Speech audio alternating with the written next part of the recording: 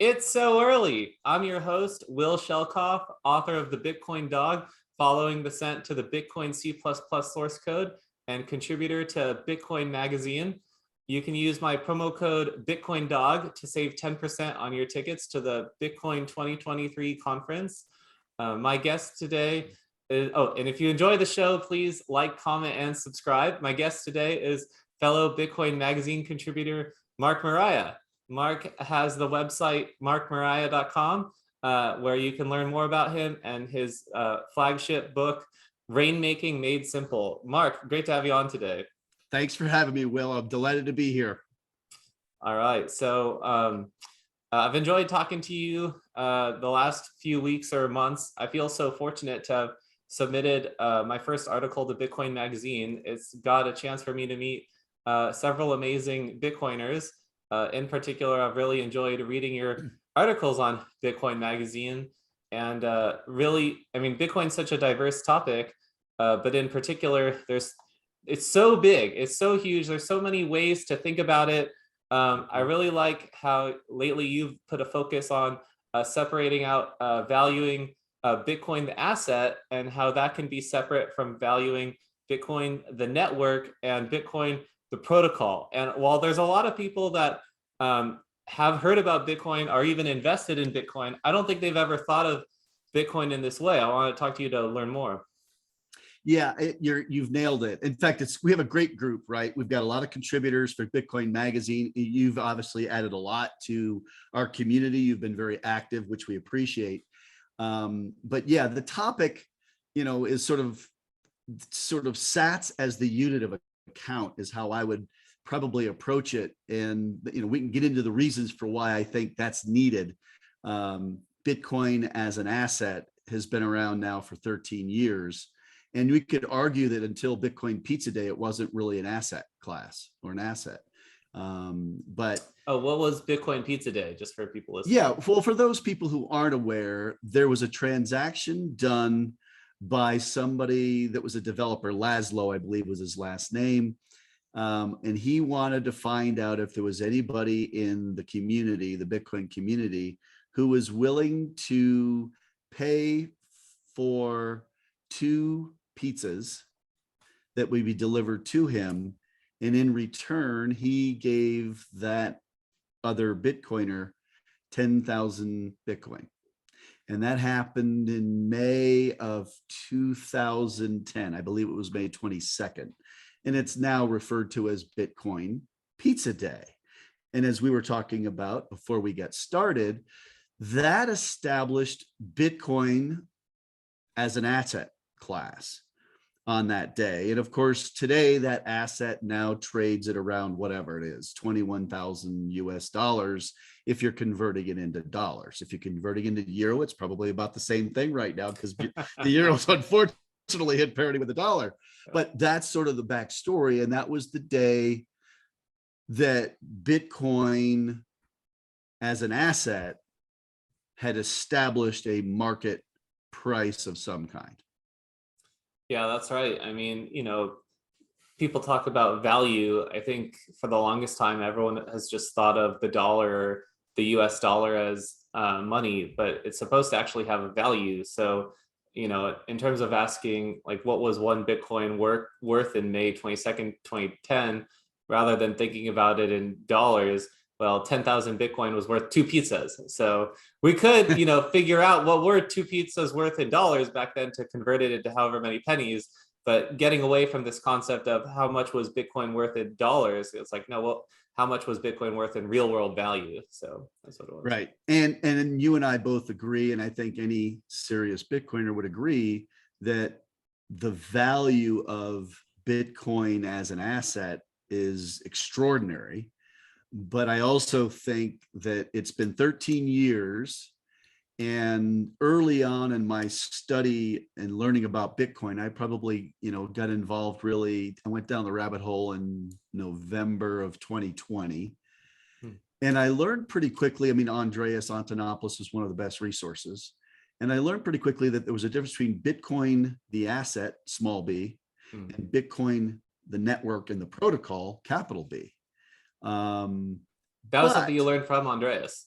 I think I learned it from Andreas. I've Okay. done thousands of hours of research now, and he was easily one of the best at explaining it in a way that made it very easy to grasp. Yeah. But the point is, for 13 years, we've been making the distinction, and I don't think it's a big number. You and I were talking about this before the podcast started. What percentage of Bitcoiners would make, in one sentence, could describe the distinction between Bitcoin, small b, the asset, and Bitcoin, capital B, the network and the protocol? Now, they're all indivisible technically, but there's reasons why I think we should split them out, which we hopefully can get into in this broadcast. But it's been 13 years, and having Bitcoin, small b, mentioned the asset in the same sentence as Bitcoin, capital B, the network, is rife for confusion among Bitcoiners. Forget no coiners, forget people who know nothing about the brilliance of Bitcoin. And the asset, in my opinion, we would be way better off referring to it as Satoshis. So the asset from now on would be Satoshis rather than small b Bitcoin. And there was a podcast actually done between, I think it was Alex Fetsky's podcast with John Carvalho. Do you know who John is? I think he's at Sovereign, CEO of Sovereign. And John was basically saying, look, the Bitcoin protocol doesn't actually work in fractions and whatever. It only deals in Satoshis. So not only are human beings, and so it's more integrity to just be honest. Like, it is Satoshis. That's how the protocol works. It doesn't know what a Bitcoin is. Exactly. So when it does a halving, it doesn't go from 12 to 6. It doesn't go to decimals. It doesn't go from 12 and a half to 6.25. Exactly. It goes to 625 Satoshis. That's how the protocol works. And you know what? The protocol is equally as unable to understand fractions as people are. So, because people we don't do well with fractions. So I believe, and I'm hoping, we're about at the point where we can turn the corner and go, all right, let's start. Not everybody, do whatever you want. Do your own thing. This is a group of people, you're never going to get them to do anything unless they want to. But in terms of, my goal is to eliminate confusion and increase understanding by the word, by the minute. And it's a lot easier to say, hey, look, the unit of account is Satoshis, and the rails that it runs on is the Bitcoin network and the Bitcoin protocol. And I think if we were to start doing that today, and even some significant percentage of Bitcoiners actually were impeccable with their word and use Satoshis to denominate the asset and Bitcoin as the network or the protocol, that would help start to reduce the confusion that I think right now is rife, certainly outside the Bitcoin community, but I would argue it's almost as bad inside the Bitcoin community. Yeah, no, that sounds right. Yeah, I mean, even the name Satoshis or term Satoshis, just came out of the Bitcoin community. People calling it, that I've seen people try to refer to 1,000 Satoshis as millisats also, just to try to do different names. It's interesting to see what sticks, right? So, yeah, I think the protocol, the key is to just emphasize that in the Bitcoin Core software that you run, you have a limit of 210 quadrillion Satoshis. I think is that the number? Or? 2.1 quadrillion Satoshis. I think it's 2,100 billion Satoshis. Okay. So either one. Yeah. Sure. Yeah, and actually, you're raising another point, and I think I'm starting to write an article on this. I don't think I finished it yet, but you're making another point. 21 million of something in a world that's got 8 billion people triggers my sense of scarcity which I think some Bitcoiners like. Mhm. I want to trigger people's sense of abundance. Mhm. So I would rather have 2.1 quadrillion of something in a world with 8 billion people. Yeah. And so I think there's even some subtle ways that we talk about Bitcoin, the asset, i.e. the Satoshis, that would be helpful for increased awareness and understanding, which then leads to adoption, if that makes sense. No, it makes perfect sense. I think really the biggest challenge in onboarding people onto Bitcoin is they don't know that much about money in the first place. So the biggest question, of course, is so what's it called, unit bias. So the biggest issue is I hear is when people find out there will only ever be 21 million Bitcoin, they're concerned like, but that's not enough. Like, what if that isn't enough? What if more than 21 million people want to have a Bitcoin? Then we're stuck. Like, don't we need a way to make more or something? So that's just a huge, right off the bat marketing thing that could be fixed by talking about 2.1 quadrillion Satoshis. The other thing is people look at the value of one Bitcoin as $21,000 USD, and they think, oh, it's too late for me. I can't buy a Bitcoin anymore. It's unattainable. I better buy some Dogecoin because that's only 6 cents. And then what if that's worth $1 one day? I could be rich or something. So there's no concept of, or at least when it comes from just, even though it doesn't matter when it comes to helping people get onboarded, it could be different. But I think it's gonna be a while before CoinGecko switches from listing one Bitcoin as 100 million Satoshis to switching to be one Satoshi. And on the flip side, what do you think? Because sometimes that number go up technology is pretty appealing. When that news headline runs that one Bitcoin is worth $100,000, I mean, how many people could be onboarded in the space because of that? Well, again, I think it's better off having sats. Yeah, it is better. Okay. Because I can acquire 1 million sats for $200. Is that right? Let's see. I can acquire 10 million sats for about $2,000 or $2,100. And number go up technology, again, stuff is so embedded. I'm not going to try and convince anybody of anything, but what I try to be is I try to never forget kind of how I came into the space and all the unlearning I had to do about money, because you pointed it out, you nailed it.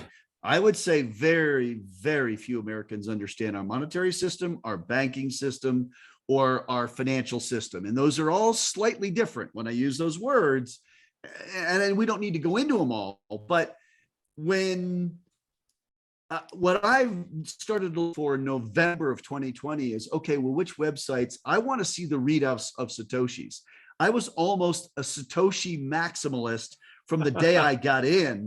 Not for all the reasons necessarily. Maybe I intuitively got some of this, but I don't know. I wanted to see it because well, when did you get in? When did you get started? I get in and really, I bought the first I bought, which was a small amount, was March of 2020. But Okay. really, I went in much more in November to the point where I wanted to go down the rabbit hole. And I've been, I'm probably 4,000 hours of research at this point. Mm-hmm. But the point is, I rather watch the number go down, which is Satoshis to the dollar, because what it shows you is purchasing power.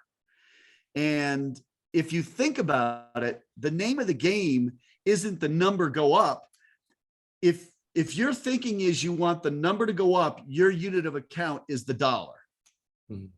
Yeah. I want the number to go down, i.e. there are fewer and fewer Satoshis equal to $1 to show the purchasing power of the sats.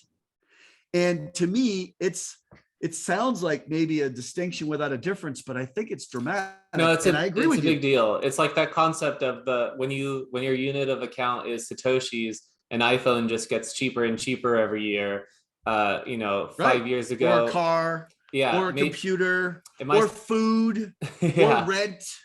I mean, it's all the stuff that people are like. There are so many people, the most vulnerable, who who would embrace this if we had a different way of framing it so that we made it easy for them to understand that its purchasing power go up.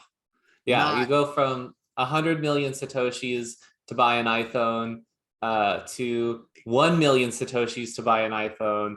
And it's like, wow, this is amazing. You know, I had 100 million Satoshis. It used to cost me that much. The price is going down. It's only 1 million Satoshis for an iPhone. You know, maybe one day it'll only be 100,000 Satoshis to buy an iPhone. Like this is amazing. You know, the iPhone keeps getting better and better, but the price keeps going down. You know, when I live on a Bitcoin or a Satoshi standard. exactly. Yeah. That's exactly right. Yeah. And so, you know, to me, it's a really important sort of thing that needs to happen. And even as I've been sitting here talking to you, I'm even coming up with other reasons why it makes sense. Because if you think about it, with inflation running out of control, we're on a huge ship. Apparently, this is a Michael Saylor metaphor. And it's He's got a lot. No, we're on a huge ship if we have dollars. Mm-hmm. But the ship has a gigantic leak in it. And it's going to eventually go under. We don't know if it's going to be in a year, 6 months, 6 years, or 16 years. But there's a really, really good chance. So we're on this huge ship. So it's purchasing power. It's sinking. All right. And then there's this little dinghy out there, you know, and if we're Bitcoiners, we might think of it as not a little dinghy, but whatever. Mm-hmm. There's this alternative craft that seems to be getting sturdier and sturdier as time goes by. Mm-hmm. And if you're worried about number go up, you've already lost, because you're basically acknowledging your unit of account is the dollar. That's not a sin. That's okay. Yeah. But even Bitcoiners all the time. No, we should ignore. I just learned Eric Weiss, who's the person who orange pilled Michael Saylor. He has a company, Bitcoin Investment Group. BIG is the acronym. Mm-hmm. They literally send statements to the clients in Bitcoin, and they never mention dollar value. Never. Yeah. Wow. All right. So that makes sense if you're truly a Satoshi maximalist. I'll call myself the Satoshi maximalist. And by the way, Satoshi maximalist is never toxic, just for the record. Never. For the record. Never. Well, I want as many people, go back to the boat metaphor though, Will. Yeah. So we got a huge boat. It's been going for 50 years. It's been a stalwart, but it's got a hole in it. It's got a leak in it. And it's going to eventually sink. And I want to get as many people aware of the fact that, hey, there's this other boat over there that you don't have to put all of your life force in it, but you might want to put enough in there just in case it catches on, to quote our, the pseudonymous creator Satoshi. And when we say number go up, we're acknowledging the power of the dollar. When we say we want the purchasing power to go up and the sats per dollar to go down, we are acknowledging that it's the Satoshi that's the mighty thing that retains purchasing power, not the dollar. Yeah, it's true. I mean, it's a pretty powerful concept of ultimately, where does value come from? It comes from us. It comes from you and me assigning value ourselves to it. Yeah, there's nobody who could just tell us to value Bitcoin or value Satoshis. We have to value it ourselves. Right. And I guess, as you and I have already had this conversation in another context. Yeah. I don't think any Bitcoiners, even the most diehard, I don't think we really value it appropriately. And one of my favorite quotes comes from Ross Stevens about the dollar. His comment, he was in his interview with Michael Saylor in February of 2021. He goes, because the government, US government says, hey, if you're an American, you can use any currency you want as long as it's the dollar. We're forced to. It's a monopoly. You can use any you want as long as it's the dollar. As long as it's the dollar. Yeah. But Ross Stevens' quote is, you can make us use it. You cannot make us value it. Yeah, that's right. And that's what we're talking about. And you have absolutely hit the nail on the head. I would love it if, not just because of this conversation or, you know, the transaction that you and I did where we tried to value the Bitcoin network, I would love it if there's a soft fork, meaning more and more and more and more and more people stop referring to the asset as Bitcoin, small b, Yeah. and more refer to it as Satoshis, so that we can make the distinction between that and then the Bitcoin protocol, capital B, and the Bitcoin network, again, capital B. And those are two separate things. But again, I'm going to, you know, to me, the network is sort of the hardware. I'm oversimplifying, but, and then the protocol is really the software and the developers and whatnot. But the reality is this asset is 13 years old. It didn't really reach dollar parity. Bitcoin, small b, 100 million Satoshis, didn't reach parity with the dollar until February, I think it's 9th of 2011. And before that, we had Bitcoin Pizza Day, which established that, yes, it's an asset.